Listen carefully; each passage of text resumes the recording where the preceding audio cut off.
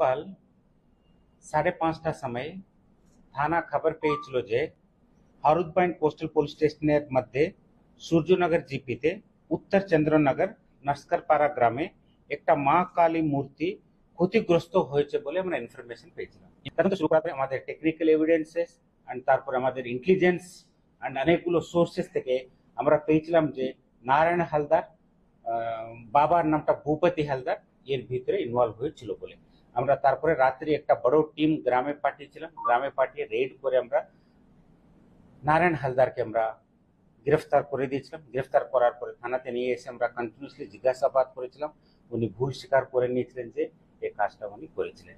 And আরও আমরা জিজ্ঞাসাবাদ চলছে অ্যান্ড আমরা এখন কোর্টে ফরওয়ার্ড করছি। কোর্টে ফরওয়ার্ড করার পরে আমরা পিসিতে নিয়ে নেব। পিসিতে নিয়ে আরও জিজ্ঞাসাবাদ করে আমরা বার করবো আরও এর ভিতরে কে কে আছে বলে। এই মুহূর্তে উনি ভুল স্বীকার করে নিয়েছিলেন। উনি মূর্তিটা ভেঙেছে বলে ভাঙলেন বলে ভুল স্বীকার করে নিয়েছিলেন। উনি মত্যের ব্যবস্থাতে ড্রাঙ্কেন কন্ডিশন ছিল, মত্যের ব্যবস্থাতে মূর্তিটা ভেঙে দিয়েছে বলে ভুল স্বীকার। লোহার গেটে থাকলে উনি মত্যের ব্যবস্থাতে ভেঙে দিয়ে ভাঙচুর করে নিয়েছিল। রাগ নেই, অনলি মত্য ব্যবস্থাতে উনি কমপ্লিটলি ড্রাঙ্কেন কন্ডিশনে ছিল। এন্ড আরো আমরা ইনভেস্টিগেশন আমরা চালাচ্ছি। আপনার ছেলের নাম? নারায়ণ হালদার। সে কি গ্রেপ্তার হয়েছে? হ্যাঁ। কেন? একটা ঠাকুর ভেঙেছে, কারা ভেঙেছে কি ব্যাপার হয়েছে বলতে পারবো না। সেই ঠাকুর উপলক্ষ করে ওনাকে 5-7 জন ছেলে এক জায়গায় বসে ঠাকুর অনুষ্ঠান চলছে, তো সেখানে গল্প করুক আর কিছু নেশাভান করুক বলতে পারছি না।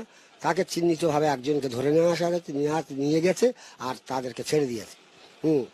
অথচ আমার ছেলে খুব ভালো ছেলে, কোনো ওর ব্যাগ রিপোর্ট নেই, কিচ্ছু নেই, সুন্দর ছেলে, ফার্নিচারের কাজ করে।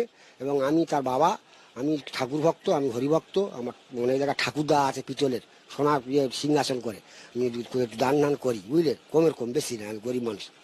সেখানে আমার ছেলেকে ধরে নিয়ে যাওয়া হয়েছে এবং আমি জানতে চাচ্ছি যে আমার ছেলেকে চিহ্নিতভাবে ধরে নিয়ে যাওয়া হলো, কিন্তু আর যে ছেলেগুলো ছিল তাদেরকে ছেড়ে দেওয়া হলো।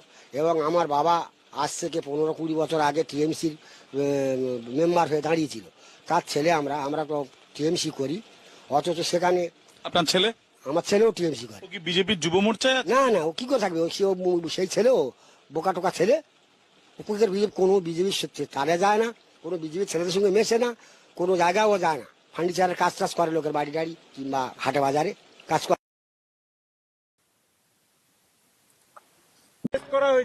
এলাকার লোক বলছে সেই কেসে জড়িত নয়। সকালবেলা মন্টুরাম পাকিরা গেছে কিছু মুসলিম তৃণমূল নেতাদের নিয়ে। ওখানে বাপি হালদার বলে ভাইপোর একটা টেনিয়া এমপি আছে, ছাপ্পা মেরে জিতেছে। ওর একটা লোক ওই গ্রামে ওই এলাকায় আছে, দেবাশিস দাস। তিনি ভূপতি হালদারের মাতাল পুত্র নারায়ণ হালদারকে তিনি বলে তুলে দিয়েছেন 15 দিন জেলে থাকতে হবে কথা দিয়ে। নারায়ণ হালদার ওই এলাকায় তৃণমূলের নেতা ভূপতি হালদারের ছেলে। এটা কোটেশ্বর রাও, বাপি হালদার তৃণমূলের পরিকল্পনা অনুযায়ী হয়েছে। দেবাশিস দাস সাপ্লাই করেছে, ওর 15 দিন সংসার চালানোর টাকা দেওয়া হয়েছে। অতএব ওইভাবে মায়ের মূর্তি কোন হিন্দু কাটতে পারেন না। আমি দাবি করছি কোটেশ্বর রাওকে প্রেস কনফারেন্স করেছেন আপনি, দায়িত্ব আপনার, আপনি এনআইএ কে দিয়ে দেন। এনআইএ যদি বলে নারায়ণ হালদার করেছে, আমরা যে অভিযোগ গত 2 দিন ধরে করছি প্রত্যাহার করব। আর এনআইএ তদন্ত হলে প্রমাণ হবে বিধর্মী জিহাদি বাংলাদেশি মুসলমানরা এই কাজ করেছে। বাংলাদেশের মডেলে আমাদের মা কালীর মূর্তি মুণ্ডচ্ছেদ করেছে, অপবিত্র করেছে। সেকেন্ড থিং হচ্ছে, যে কায়দায় পুলিশ মা কালীর ওই অপবিত্র মূর্তিকে, অপবিত্র করা মূর্তিকে আপনার গাড়িতে প্রিজন ভ্যানে তুলেছেন, এটা স্বাধীনতার আগেও তো কেউ দেখেনি। আমরা জানি না, আমরা তখন ছিলাম না। স্বাধীনতার পরেও কেউ দেখেছে বলে কেউ জানে না যে এই দৃশ্য মা কালীর মূর্তি প্রিজন ভ্যানে গ্রেপ্তার হচ্ছে। এই দৃশ্য বাংলাতে আমরা মমতার আমলে, খালা মমতার আমলেই দেখলাম। কালী পূজার পরে কাকদ্বীপের মা কালীর মুণ্ডচ্ছেদ নিয়ে সোশ্যাল মিডিয়ায় পক্ষে বিপক্ষে তুমুল আলোচনা, তর্ক বিতর্ক চলছে। বিজেপির বক্তব্য এ কাজটি মুসলিম জেহাদিদের, তৃণমূলের বক্তব্য এ কাজটি মুসলিমরা করেনি, হিন্দুরা করেছে। পুলিশ সুপার মিস্টার কোটেশ্বর রাও যে প্রেস মিট করেছেন তাতে তিনি বলেছেন নারায়ণ হালদার বলে এক মদ্যপের কাজ। পুলিশ নারায়ণ হালদারকে গ্রেপ্তার করেছে।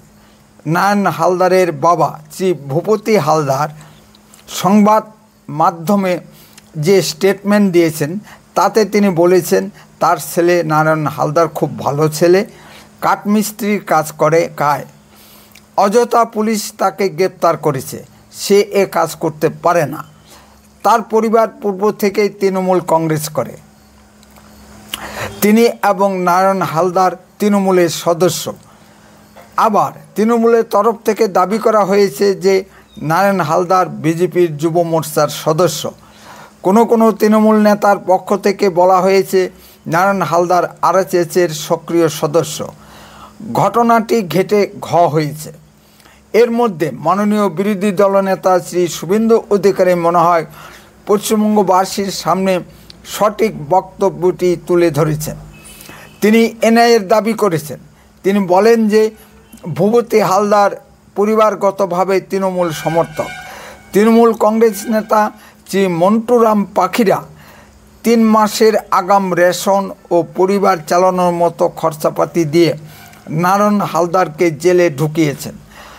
দোষ যাতে হিন্দুদের ঘাড়ে পড়ে এবং মুসলিম জেহাদিরা বেঁচে যায়। এখন প্রশ্ন হলো পুলিশের কথা ঠিক না নারায়ণ হালদারের বাবার কথা ঠিক? এখন দর্শক আপনারাই স্থির করুন কার কথা সঠিক। নমস্কার, আপনারা শুনছেন উত্তরে কণ্ঠ। উত্তরে কণ্ঠ থেকে আমি শ্রী প্রভাত বসাক, তুফানগঞ্জ, কোচবিহার। বাংলাদেশে কারা হিন্দুদের দেবমূর্তি ভাঙে তা আর বলার অপেক্ষা রাখে না। কারা হিন্দুদের দেবমূর্তি ভাঙার উৎসাহ দেন সেটা কি বলার অপেক্ষা রাখে? ঠিক একইভাবে বাংলাদেশের কায়দায় কাকদ্বীপের কালী প্রতিমার মাথা কাটা হয়েছে। তৃণমূলের অনুপ্রেরণায় এক শ্রেণীর জেহাদি মুসলিমদের অতি বাড়বাড়ন্ত দেখা যাচ্ছে পশ্চিমবঙ্গে। মমতা ব্যানার্জি এদেরকে আদর করে নাম দিয়েছে দুধেল গাই। মমতা ব্যানার্জির আশীর্বাদে এদের 7 খুন মাপ।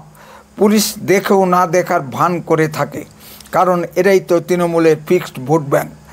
দুর্গাপুরে উড়িয়া ছাত্রীর ধর্ষণ কাণ্ডে যারা গ্রেপ্তার হয়েছে তারা সকলেই একটি বিশেষ ধর্ম সম্প্রদায়ের।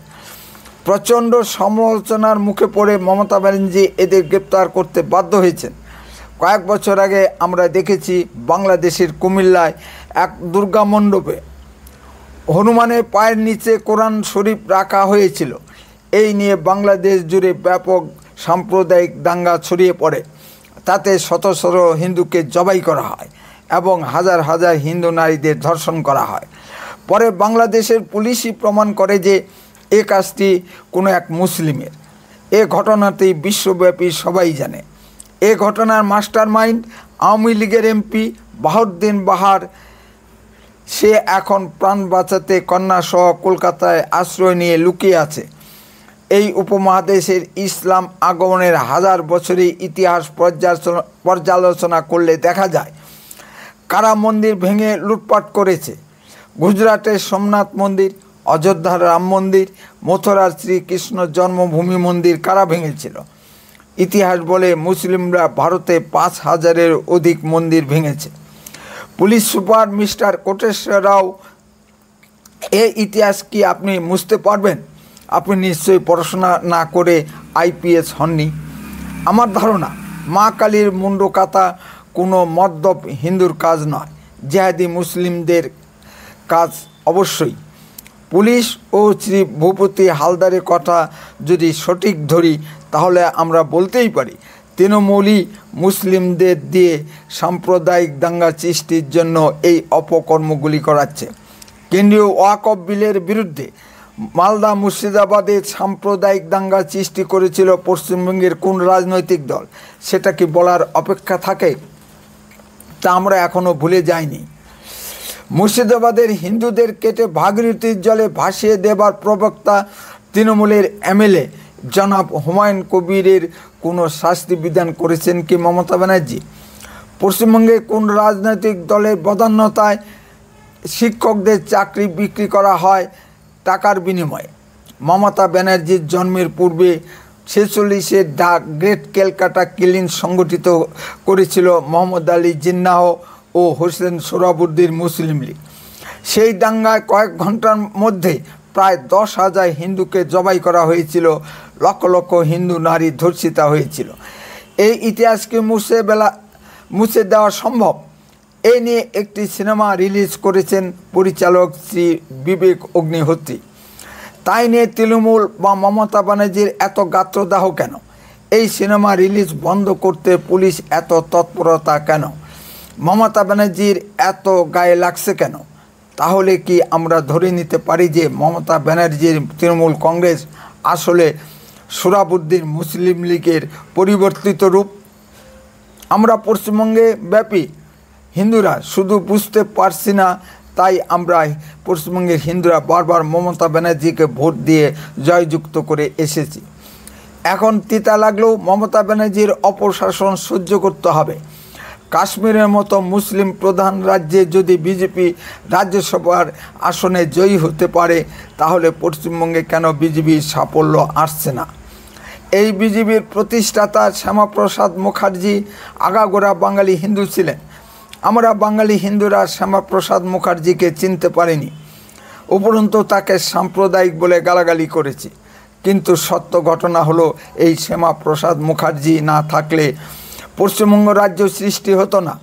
শ্যামাপ্রসাদ মুখার্জি আন্দোলনের ফলে ইংরেজ সরকার বাংলা ভাগ করে পশ্চিমবঙ্গ গঠন করেছিল।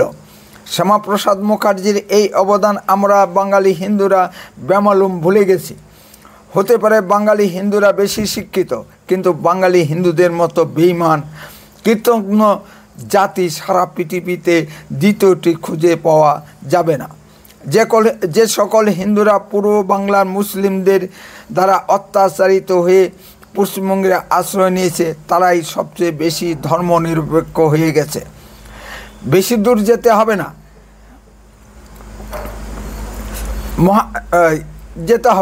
গায়ক নচিকেতা চক্রবর্তী ও রাজ্য বিধানসভার অধ্যক্ষ শ্রী বিমান বন্দ্যোপাধ্যায়ের কথা চিন্তা করুন। বাঙালি হিন্দু সমাজে বামন ও কায়স্থ সম্প্রদায় সবচেয়ে বেশি এই গোত্রের মধ্যে পড়ে। অতি সম্প্রতি বাংলাদেশের ঘটনাবলী থেকে এদের শিক্ষা হয় না। কোনো এক অভিনেত্রী ফেসবুকে পোস্ট লিখে দিয়েছেন, তিনি দেহ দিতেও রাজি আছেন, তবু অবৈধ বাংলাদেশি মুসলিম অনুপ্রবেশকারী ও রোহিঙ্গা মুসলিম অনুপ্রবেশকারীদের তাড়ানো যাবে না। এরকম মানসিকতা না থাকলে কি আর অভিনেত্রী হওয়া যায়? সুতরাং পশ্চিমবঙ্গে দেবদেবীর মূর্তি চূর্ণ বিচূর্ণ হবে এবং হিন্দু মেয়েরা ধর্ষিতা ও অপহৃত হবে। আমরা হিন্দুরাই সে সুযোগ করে দিয়েছি। এই জন্য বলছিলাম, বাঙালি হিন্দুদের মতো বেঈমান কৃতজ্ঞ জাতি সারা পৃথিবীতে দ্বিতীয়টি খুঁজে পাওয়া যাবে না। উত্তরীয় কণ্ঠ সর্বদাই বাস্তব ও সত্য কথা বলে। আরও এ ধরনের ভিডিও পেতে দয়া করে এক্ষুনি চ্যানেলটিকে সাবস্ক্রাইব করুন, বেল আইকনে ক্লিক করুন, আপনার মূল্যবান মতামত কমেন্টে লিখুন। বন্দে মাতরম, ভারত মাতা কি জয়।